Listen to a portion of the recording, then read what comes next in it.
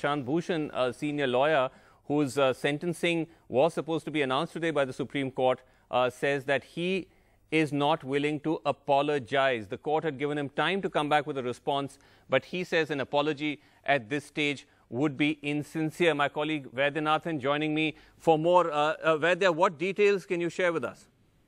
Vasu, before going into this, Mr. Bhushan was given time till today to file his response because last time court asked him to reconsider. But the order said if you desire, you can offer an unconditional apology, then we will decide on 25th. So today, just now, Mr. Bhushan has filed his supplementary affidavit. Basically, he says that his tweets are bona fide belief which he continues to hold, and any apology will be insincere and it will be contempt of his conscience. He says he has the highest regards for the institution, the Supreme Court, and he also goes on to say it's his duty to speak up when he believes that there is a deviation of the top court from sterling record. Then he says it's his duty to offer constructive criticism, and he says his comments are constructive to arrest any drift by the Supreme Court. So finally, you are right. He says he won't apologize because if he apologizes, then it's a contempt to his conscience. So that's what he said. Now we will have to decide. We will have to see what the court thinks, because court had said if he offers unconditional apology by 24th, on 25th the court will take up the case. So since he has declined to offer any unconditional apology, probably court may not take up the case tomorrow and may pass orders finally. But that we have to wait. I see. Any indication what kind of order could be passed, Vaidya? I ask you this as we put on screen Prashant Bhushan's full letter.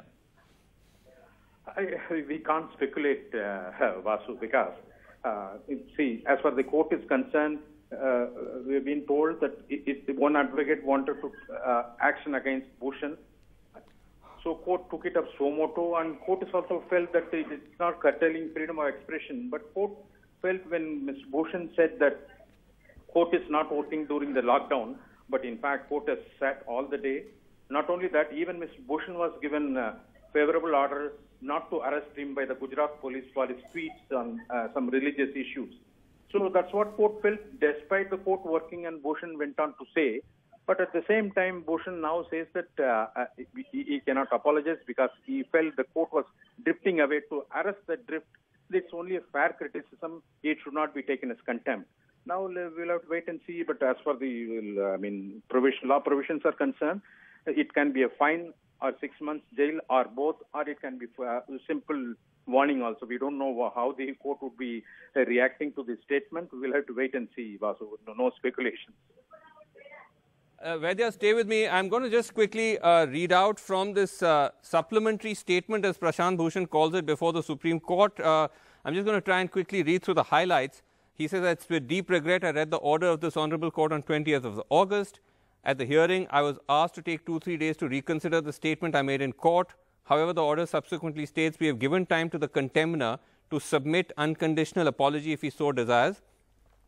I have never stood on ceremony, he says, when it comes to offering an apology for any mistake or wrongdoing on my part. It has been a privilege for me to have served this institution and bring several important public interest causes before it.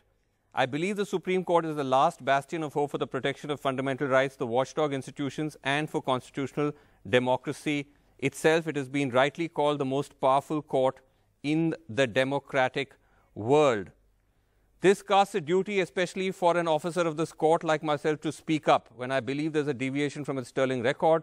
Therefore, I express myself in good faith, not to malign the Supreme Court or any particular Chief Justice, but to offer constructive criticism so the court can arrest any drift away from its long-standing role.